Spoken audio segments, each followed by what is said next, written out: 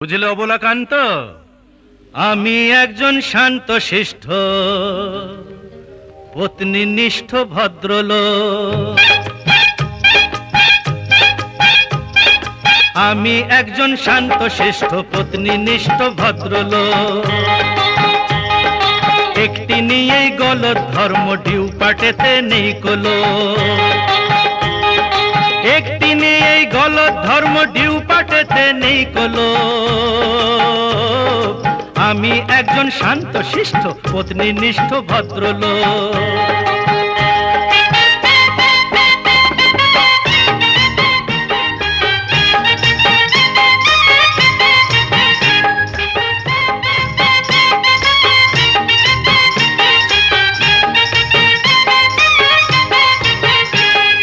তোমরা প্রেমে পড়তে পারো ওদের চলন বলন দেখে।